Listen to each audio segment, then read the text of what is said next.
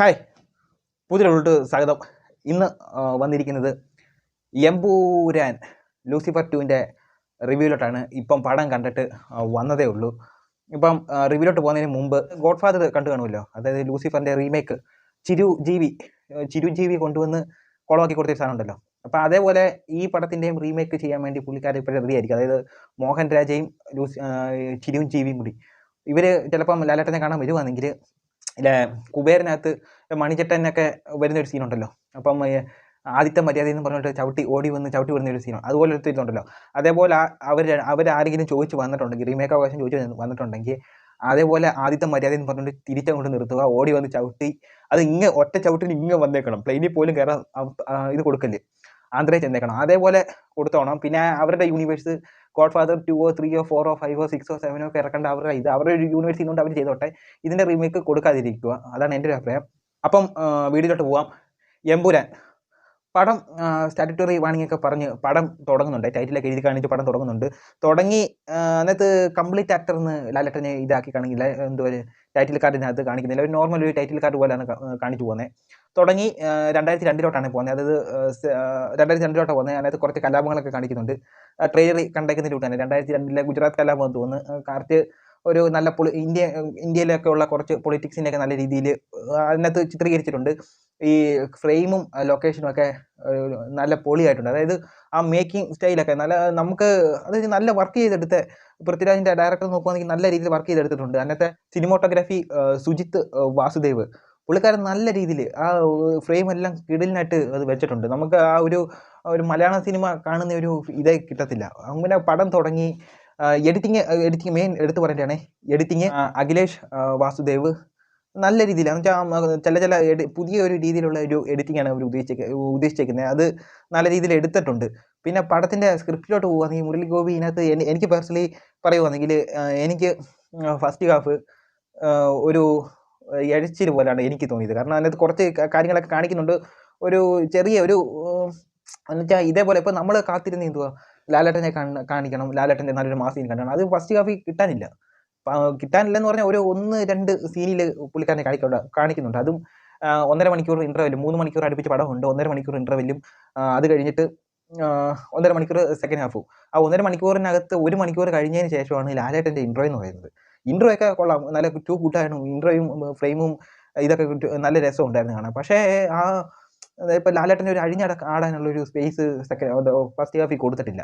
1-2 സീനിൽ കൊണ്ടുവന്നിട്ടുണ്ട്. ഇൻ്റർവെല്ലിൽ എന്നൊക്കെ പറയുമ്പം അതിനകത്ത് എനിക്കൊരു ഇൻ്റർവെല്ല് ആക്കാൻ കൊള്ളാവുന്ന ഒരു സീൻ എന്ന് പറഞ്ഞാൽ ഇതിനകത്തുള്ളതെന്ന് പറഞ്ഞാൽ ഇന്ദ്രജിത്തിൻ്റെ കുറച്ച് സീനുകളുണ്ട്. അവരെ കാണിക്കുന്ന കുറച്ച് സീനിൽ വേണമെങ്കിൽ അവിടെ ഒരു ഇൻ്റർവെല്ല് വെക്കാമായിരുന്നു. പക്ഷേ അവിടെ ഇൻ്റർവെല്ല് വെക്കാതെ വേറെ എവിടെങ്ങാണ്ട് കൊണ്ടുപോയി ഇൻ്റർവെല്ലിൻ്റെ സീൻ കൊണ്ടുപോയി. ഇൻ്റർവെല്ലിന് ഒരു പഞ്ച് കിട്ടിയില്ല എനിക്ക് പേഴ്സണലി. ഞാൻ 2-4 പേരുമായിട്ടാണ് പോയത്. അപ്പോൾ അവരുടെ അടുത്ത് ഞാനും പറഞ്ഞു, എനിക്കൊരു ഇത്രയും കാത്തിരുന്നിട്ട് ഇതേപോലൊരു ചെറിയ ഒരു നമുക്ക് കിട്ടുന്നില്ല. ലാലേട്ടൻ്റെ ആ ഒരു മാസ് സീനുകളൊന്നും നമ്മൾ പ്രതീക്ഷിച്ചതൊന്നും ഫസ്റ്റ് ഹാഫിൽ ഇല്ല. കുറച്ച് പൊളിറ്റിക്സ് എന്ന് വെച്ചാൽ ഒരു ബിൽഡപ്പ് മാത്രം. ആ ബിൽഡപ്പ് എന്ന് പറഞ്ഞാൽ അങ്ങോട്ടും ഇങ്ങോട്ട് കുറേ രാജ്യങ്ങൾ കാണിക്കുന്നുണ്ട്, അത് മാത്രം. അതിൻ്റെ സെക്കൻഡ് ഹാഫിലോട്ട് പോകുമ്പം സെക്കൻഡ് ഹാഫിൽ പടം ഹൈ ആയിട്ട് വരുന്നുണ്ട്.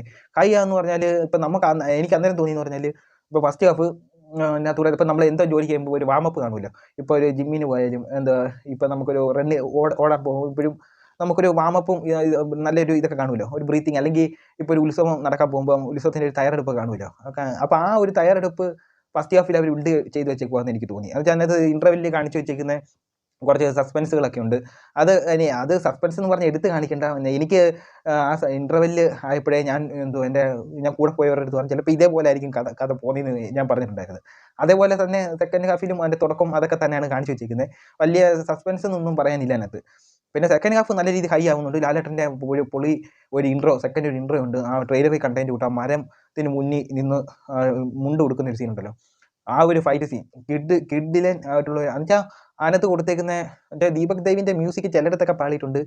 ചില സ്കോറുകൾ നല്ലതാണ്. എന്നുവെച്ചാൽ ഫൈറ്റിൻ്റെ ഇടയ്ക്കൊക്കെ വെച്ചിരിക്കുന്ന സ്കോറുകൾ നല്ലതാണ്. പക്ഷേ ആ ഫൈറ്റിനെ പറ്റി പറയുകയാണെങ്കിൽ ഇത് വേറൊരു മൂഡ് ഫൈറ്റാണെന്ന് തോന്നുന്നു അവർ ക്രിയേറ്റ് ചെയ്തേക്കുന്നത്. കാരണം ഈ വേറൊരു മൂഡല്ല, ഇത് പണ്ട് തൊട്ട് വന്നതാണ്. എനിക്ക് ഇഷ്ടപ്പെടാത്ത ഒരു സാധനമാണ് ഈ സ്ലോ മോഷനും സ്പീഡ് മോഷനും ഇട്ടുകൊണ്ട് ഉള്ള ഫൈറ്റ്. ഇതിനകത്തും അത് തന്നെയാണ് കാണിച്ചു വെച്ചിരിക്കുന്നത്. സ്റ്റണ്ട് ചെയ്തേക്കുന്നത് ശിവ, ഈ വിജയുടെയൊക്കെ വേലായുധം തൊട്ട് വിജയുടെ പഴയ സിനിമകൾ മൊത്തം പുള്ളിയാണ് ചെയ്തിട്ടുള്ളത്. പക്ഷേ ഇതിനകത്ത് സ്റ്റെപ്പുകളൊന്നും എനിക്ക് അത്ര അങ്ങോട്ട് ഇഷ്ടമായിട്ടില്ല. അതിനകത്ത് ലാസ്റ്റൊക്കെ ലാലേട്ടനും നിങ്ങൾ ട്രെയിലറല്ല അതിൻ്റെ പോസ്റ്ററിനുണ്ടല്ലോ, ആ ഒരു ഫൈറ്റൊക്കെ ഉണ്ട്. ആ ഫൈറ്റിനകത്തൊക്കെ കാണിച്ചേക്കുന്ന ഒരു സ്കോറും ഇട്ട് ഒരു ഫൈറ്റാണ് കാണിച്ചേക്കുന്നത്. എനിക്കതിനകത്ത് കൂടുതൽ അങ്ങോട്ട് എക്സൈറ്റ് ആയിട്ടില്ല. കാസ്റ്റിംഗ് എന്ന് പറഞ്ഞാൽ ഒരു കെട്ട് കാസ്റ്റിംഗ് ഉണ്ട് ഇതിനകത്ത്. പിന്നെ ഒത്തിരി ഉണ്ട്.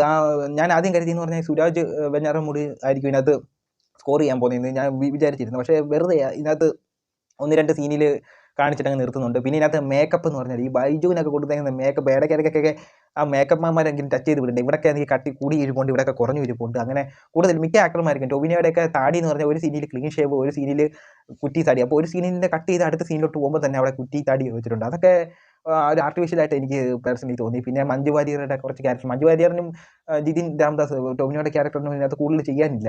കാരണം ആ ഒരു ഡെപ്ത് ഇതിനകത്ത് കിട്ടിയിട്ടില്ല.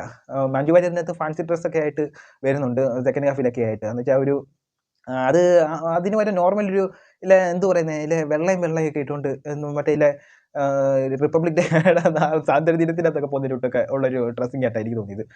പിന്നെ മറ്റേ ഇല്ല പുള്ളിക്കാരനുണ്ടല്ലോ റെഡ് ഡ്രാഗൺ, ആ പുള്ളിക്കാരനകത്ത് വെളിപ്പെടുത്തിയിട്ടുണ്ട്. ഞാൻ പറയുന്നില്ല ആരാന്ന്, നിങ്ങൾ കണ്ടു നോക്ക്. പിന്നെ യങ് ഖുറേഷിയായിട്ട് വന്ന ഒരു ആക്ടർ, അത് ആരാണെന്ന് എനിക്ക് അത്ര ഇതായിട്ട് തോന്നിയിട്ടില്ല. അത് നിങ്ങൾ കണ്ടു നോക്ക്. അപ്പം അങ്ങനെ ടോട്ടലി നോക്കിക്കഴിഞ്ഞാൽ ഒരു ഇഴഞ്ഞു പോകുന്ന ഒരു ഫസ്റ്റ് ഹാഫും നല്ലൊരു ലാലേട്ടൻ്റെ അത്യാവശ്യം നല്ല ഒരു മാസ് കാണിക്കാൻ പറ്റിയ ഒരു സെക്കൻഡ് ഹാഫും ഒക്കെ ആയിട്ടാണ് എനിക്ക് ഈ ഒരു എമ്പുരാൻ തോന്നിയത്. പക്ഷേ ഫസ്റ്റിനെ അപേക്ഷിച്ച് നോക്കിക്കഴിഞ്ഞാൽ ഞാൻ എൻ്റെ ട്രെയിലറിൻ്റെ ഒരു റിയാക്ഷൻ പറഞ്ഞപ്പോൾ ഞാൻ പറഞ്ഞിട്ടുണ്ടായിരുന്നു ഇതൊരു സ്ലോയിൽ പോകുന്ന ഒരു പടമായിരിക്കും. ലൂസിഫറിൻ്റെ ഫസ്റ്റിൻ്റെ അത്രയും എനിക്ക് അത്ര ഇതായിട്ട് തോന്നിയില്ല എന്ന് ഞാൻ ട്രെയിലർ കണ്ടപ്പോഴേ ഞാൻ പറഞ്ഞിട്ടുണ്ടായിരുന്നു. അന്ന് എൻ്റെ കമൻറ്റിൽ കുറേ വിളിയൊക്കെ വന്നിട്ടുണ്ട്. നിങ്ങളെന്തുമായാലും ഞാൻ പറഞ്ഞത് അന്നേരം ട്രെയിലർ ചെയ്തൊരു വീഡിയോ ഉണ്ടെങ്കിൽ അതുകൂടെ ഒന്ന് കണ്ടു നോക്കുക. അപ്പം എനിക്ക് ഒരു ടോട്ടലി ഒരു എന്തോ അത്ര കുറ്റം പറയാനില്ലാത്ത നല്ലോണം എന്ന് വെച്ചാൽ ഒരു 200 രൂപയ്ക്ക് കണ്ടാലും നമുക്ക് നഷ്ടം വരത്തില്ല. ആ ഒരു രീതിയിലാണ് മേക്കിംഗ് എല്ലാം ചെയ്തേക്കുന്നത്. നമുക്ക് നഷ്ടം വരാത്ത രീതിയിലാണ് കാണിച്ചു വെച്ചേക്കുന്നത്. എങ്കിലും സെക്കൻഡ് ഹാഫാണ് എനിക്ക് കൂടുതൽ ഇഷ്ടപ്പെട്ടത്. അപ്പം കാണാത്തവർ കണ്ടു നോക്കുക. അപ്പോൾ ഇത്രയേ ഉള്ളൂ. അടുത്തൊരു വീഡിയോ ആയിട്ട് വരുന്നത്. ബൈ.